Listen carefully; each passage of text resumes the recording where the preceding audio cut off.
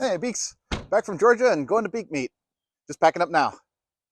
Just to give you a quick summary of what I saw.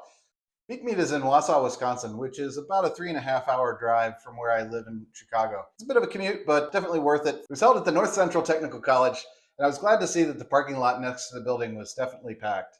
So Gaiman Reynolds as the keynote speaker was awesome. Check out the snippet from his talk. People say there's no money in bees. Well, if you can be sustainable like that, there absolutely is.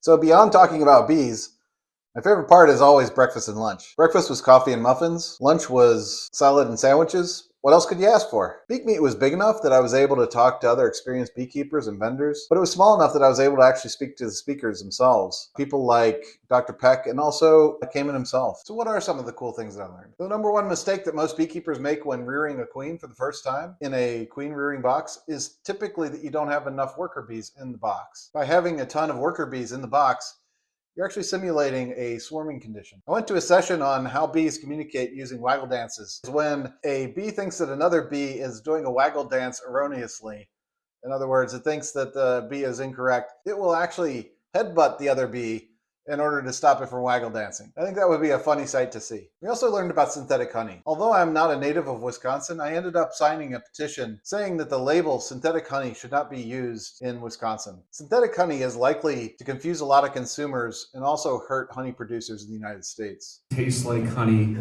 crystallizes like honey, cooks like honey, so it's a real threat. It's definitely something to keep your eye on. At the end of the conference, there was a Q&A panel which was really helpful. Most of the questions were around Varroa mite control, but beyond that, they also had a giveaway at the end. I ended up getting from the raffle a Hive Alive feed, which honestly ended up paying for the cost of admission for the conference. If you live in Wisconsin or the surrounding states, I definitely suggest that you consider Beek Meet next year. If you do go, definitely come by and say hi. I'm definitely going to be there. So Beeks, I'm homeward bound. So hopefully you enjoyed the highlights. I definitely enjoyed the conference. Check out some of my other videos. I think you'll like them. Let me know in the comments what conferences you're planning to go to. I'd be curious to know.